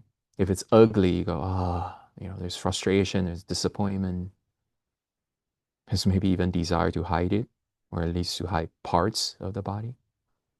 If it's deemed attractive, you have to worry about how to better present it in the world so more people are giving attention to the attractive parts. And here we are training in the future diminution of clinging, meaning that we are meditators who are happy about abandoning clinging. It's just the very idea of tranquilizing, weakening clinging, perhaps already help you cool down quite a bit. Now, with regards to all these sensations that you take to the body, let them go. Let them rise, let them pass away. Don't treat these as your home. Don't treat these as a source of your safety. With regards to the mental pictures, the mental impressions associated with the body, they're just that. They're just these impressions. Look at how fleeting they are. You're happy not to become emotionally invested in such a mental picture. And when you experience such mental pictures, such mental impressions, it's not like when you look into a mirror in the morning, you see the face, you go, wow, what a beautiful face. What a good looking face. Immediately there's a sense of emotionally connecting up with that image. Here we're happy to surrender. Here we are happy to discern that that is just a fleeting image. We're happy to see clearly that if we were to cling to such an experience, to become obsessed about such an experience, it becomes a baggage. It becomes a source of stress for the mind. Similarly with thoughts, thoughts are formed with regards to body. Maybe you're thinking about how tall you are, how short you are, how you wish that you could be 2 inches taller, how, what color of clothes, better uh, supplement your physique, your complexion.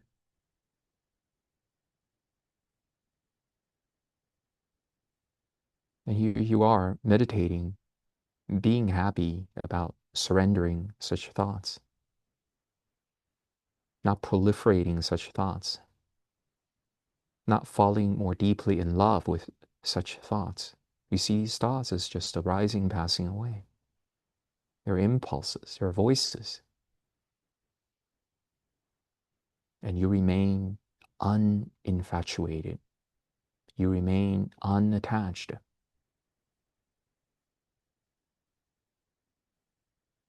And just in doing this, in other words, you just by placing yourself on the path, right, where you are aware of these phenomena, you're aware of their impermanence, you're aware of possible clinging that are formed, you're aware how this clinging is being weakened by your determination, by your right view, by your proper understanding, by your proper attitude.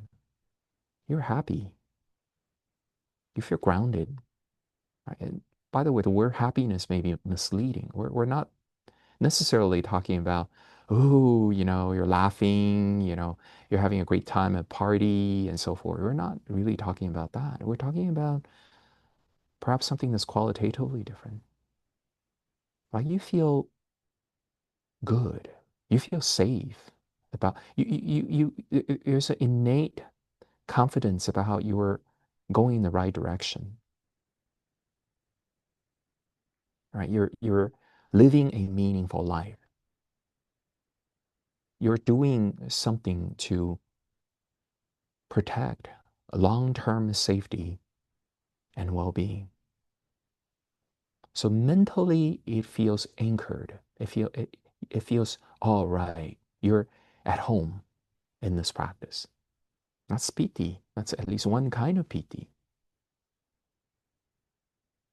Right? There's a kind of mental satisfaction. It's so good to be able to appreciate impermanence of all things. It's so good to appreciate the benefit that comes from letting go, that comes from weakening the clinging.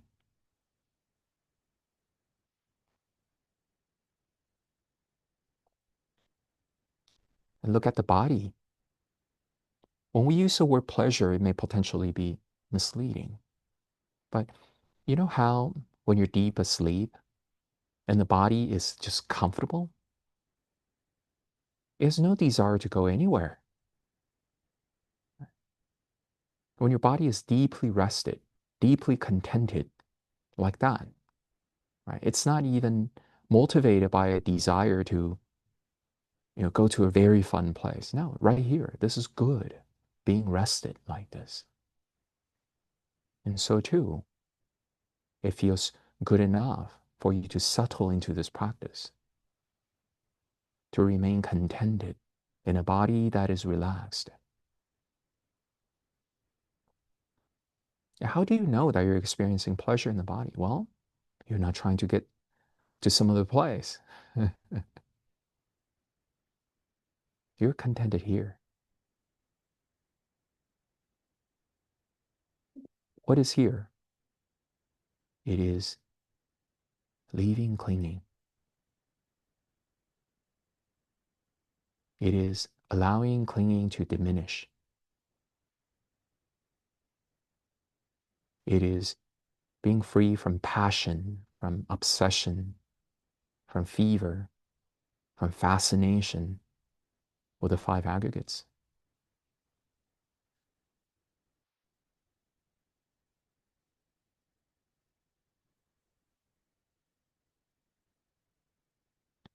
So this is called sensitizing the mind to piti and sukha.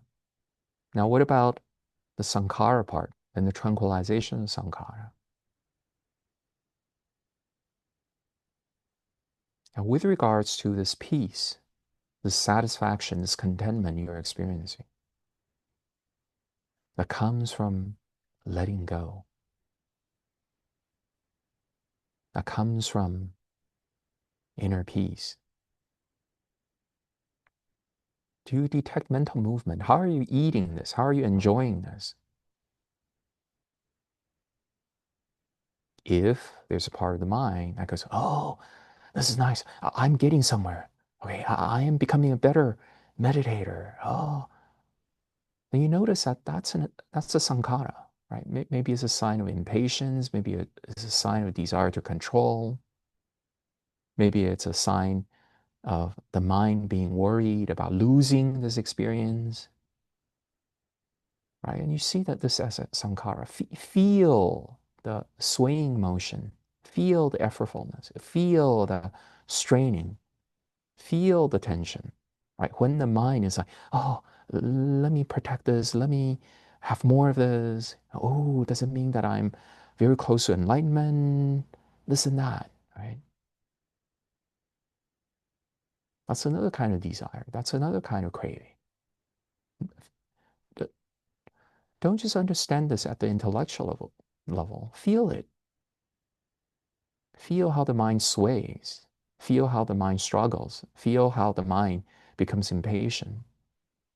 Feel how the mind exerts itself, activates itself.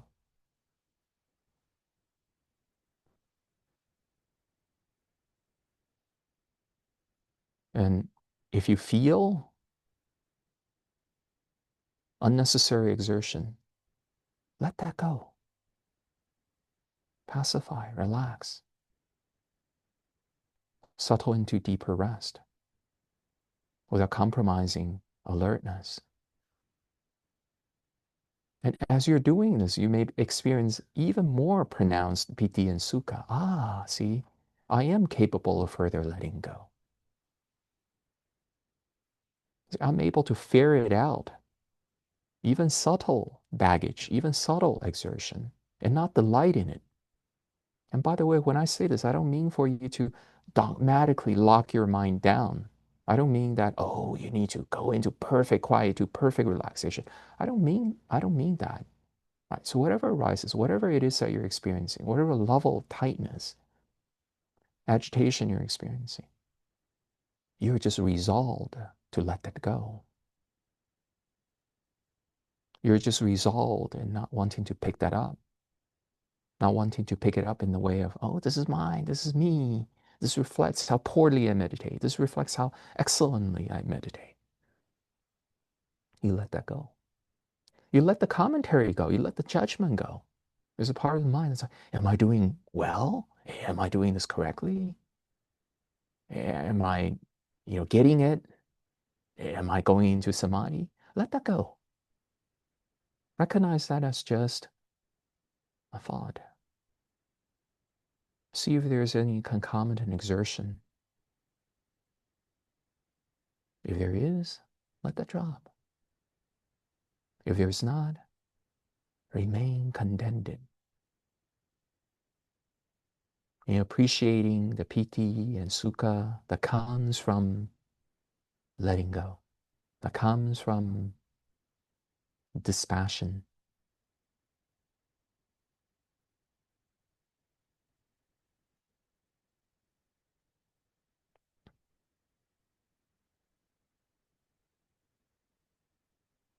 So with regards to this ease, this peace that comes from dropping clinging, how are you enjoying it? Do, do you even need to expend energy to enjoy it? If you think of this as like eating food, are you just, chewing and biting and swallowing hurriedly and trying to chomp down big morsels of food hungrily? Are you doing that? And if you notice a little tendency like that, ask yourself, do I need this? Does such hurriness, does such greediness help in enjoyment or actually detract from it?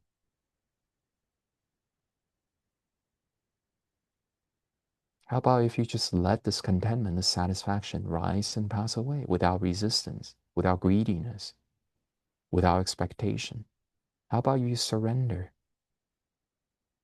to just this peace? You're not in a hurry to get somewhere. You're not in a hurry to experience even deeper peace.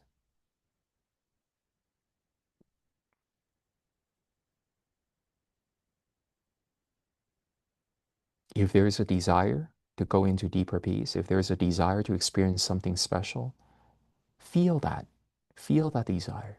Recognize that as a mental sankhara, as a straining, as an exertion, and tranquilize it, relax it. Now, even if you're just confused, right, you go, I can't feel any straining. I can't notice any mental sankhara. It's okay. Even if you just maintain this resolution, let me relax. Let me experience deeper surrender. Right? Even if you're just maintaining this sense of direction, it helps. Sometimes the intuition takes over, right? So you may not be consciously doing anything, but the mind is working its own issues out, resolving the issues on its own.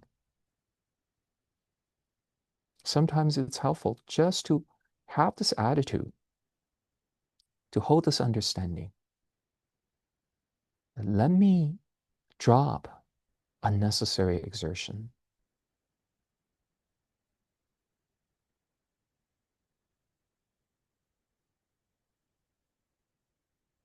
So here's the interesting part. The Buddha says, when you let go, you experience ease, which is higher happiness. Now, what about if you were to let go of even higher happiness? All right, so with regards to this higher happiness, with regards to this ease, you're not attached. You remain uninfatuated. You continue to tranquilize and let go of whatever sankharas there might be. Then what happens? What happens when you let go of even higher happiness? Then you experience supreme happiness, unattached. Now, you might not think that you understand what is supreme happiness. It's okay. Just keep this possibility in the mind.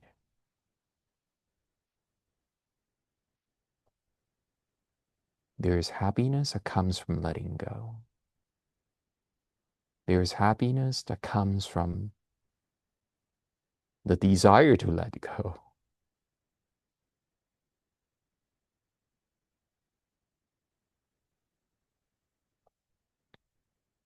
And this is called tranquilization of mental sankharas. And we're bringing this practice session to an end. So please open your eyes if they were previously closed. Turn your cameras back on whenever you're ready. And let me know if you have questions, if you have thoughts about feeling-based satipatthana in general. Next week, we will be talking about the third tetrad, the mind-based tetrad. But with regards to feeling-based satipatthana, are there thoughts? Are there questions? I find it difficult to let go of the desire for higher happiness. Is Okay. there Yeah, something yeah, that you yeah. can Absolutely. recommend? And that's a very great question. I'm happy you raised it. Okay. So there are several things I want to say. Number one is don't worry if you don't feel like you're understanding it right now. What we've done is we've already planted some seeds in the mind, and sometimes these seeds will arise at unexpected moments. This frequently happens in meditators. So like a certain teaching you don't click with immediately, but then further down the line, oh, okay, this is what it means. It just dawned on you, right? So this is the first thing I want to say. So throughout this class, and not just about this question, if there are parts you just feel like very confused about and so forth, like if you're someone who is filled with renunciation, right, who has a very strong like dharmic resolution, right? These karmic seeds will work in miraculous ways. Let me just put it that way. And then number two, um, let me give you concrete, like more concrete, more relatable examples of how to let go of letting go. Okay.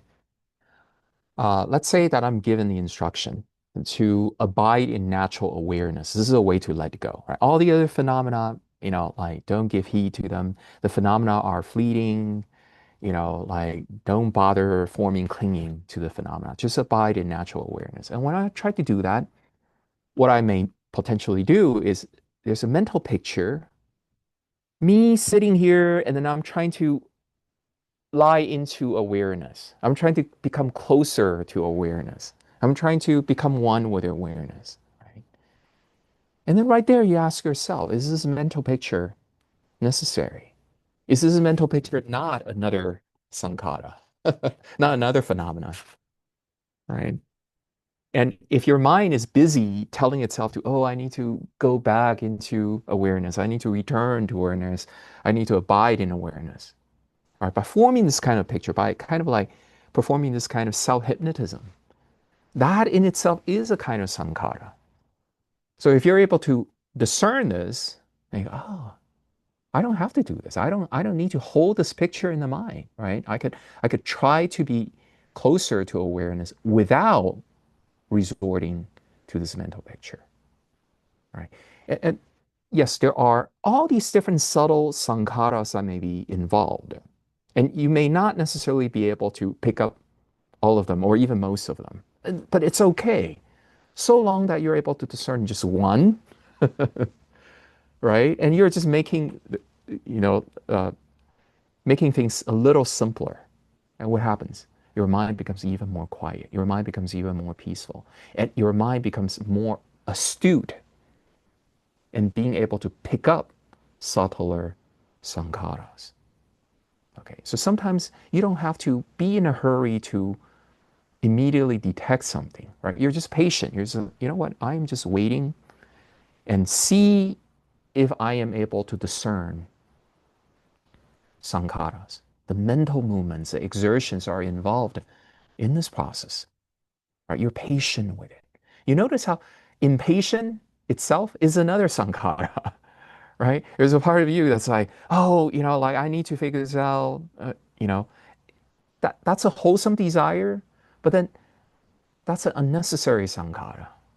And you detect that and you drop that, or you just soften it a little bit, and then you experience greater ease. You experience greater contentment. And then you're already on the path. I don't know if that makes sense. Yeah. Yeah.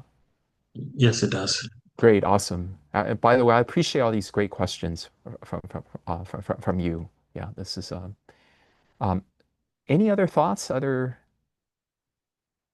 issues you'd like to talk about before we end the class? Are you good? Yes, Professor. Oh, yes, Can you hear please. me? Yes, please. Um, By all means. yeah, in your instruction, you mentioned that if we could not follow all these things, we can just relax and drop ourselves into a deeper surrender. I just forgot the word, the Okay. exactly word Yeah. you Okay. mentioned.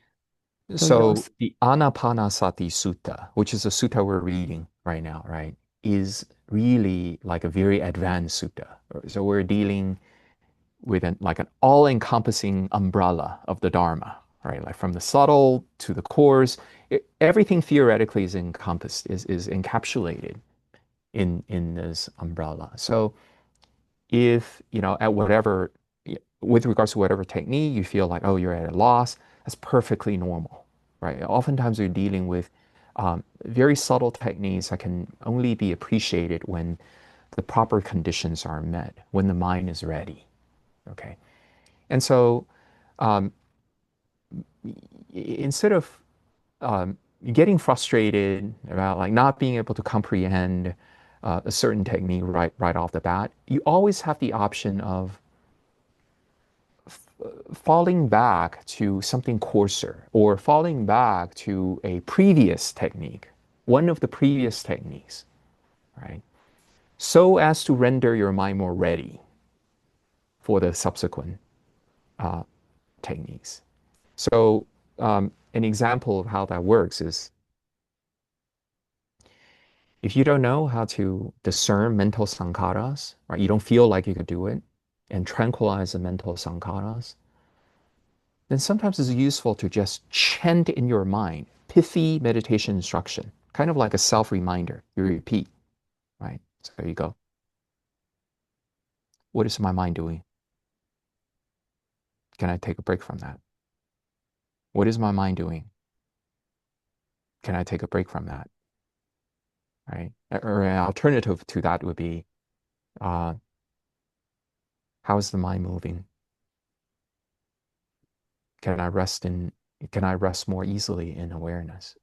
Right? So there are these pithy instructions, and I mean, ideally, you will not end up just repeating these as mantras, like mechanically, thousands of times, and just using the sound to lull yourself into concentration. That's not the purpose. Right? The purpose is you're using vitaka vichara as a self-reminder, right? They're aid to your mindfulness. They help you maintain your frame. So you remember what is it that you're doing, even though you haven't completely figured it out. And you're just waiting for the opportunity for you to better understand the technique. You just keep reminding, this is what I'm looking for. This is what I'm looking for. This is what I'm looking for. And occasionally you'll gain like a glimpse. Oh, I think I just saw the way my mind moves. When the mind goes, I want to understand this. And you feel that. You feel that. It's like a ripple in the mind. You feel like a little straining in the mind. You go, oh, okay, right there, right? And then you go back to chanting. What is the mind doing? What is the mind doing? How is the mind moving? How is the mind moving? You see? And then, oh, you gain another glimpse. Okay. And as you gain more glimpses into the actual examples, you become more familiar with what exactly it is that you're trying to discern. And then you will become less and less reliant on the chanting part, on the recitation part. So meditation is like that. It is flexible. Okay. You are your own doctor. Yes, occasionally we will have the help of outside doctors, right? We'll have the help of outside teachers and good friends, and so forth, right? But in the end, most importantly, you're cultivating an inner teacher. You're your own doctor. You're your own island. And you want to be able to diagnose, right? Okay, all right, fine. At the present moment, there are not sufficient conditions for the mind to understand this, right? And you're okay with it. You're perfectly okay with it. Then you resort to a different medicine, right? And you use this medicine for a while to experiment because no one is all knowing, not even the Buddha, right? So experiment with this, and through trial and error, you go, oh wow, this medicine is working somewhat. So you have the option of keep using it. You have the option of modifying it. You have the option of dropping it altogether. And the purpose of this class is not that you know you will master all these techniques in one sitting, right? But just to give you some overarching understanding so that you be able to figure out the finer points on your own later on. You'll become a better doctor to yourself. You know what to diagnose. You know how this thing works. And so you will prescribe your own medicine according to the spirit of the general principles. Yeah. Okay. For Any this other week, thoughts? Yes, Professor, please. Go ahead. last question maybe. Are we focusing on step 5 or 6 of the Anapana, or more holistic of the Uh, feelings of the Satipatthana? I'll leave that to you. If you want to just write about, like the final step in the feeling based for this week, that's totally fine. If you want to write about the whole thing, the whole feeling based tetrad for this week, that's great too. Yeah. And so once again, I'm not a stickler when it comes to the journal. It's really your own thing. Yeah. Okay.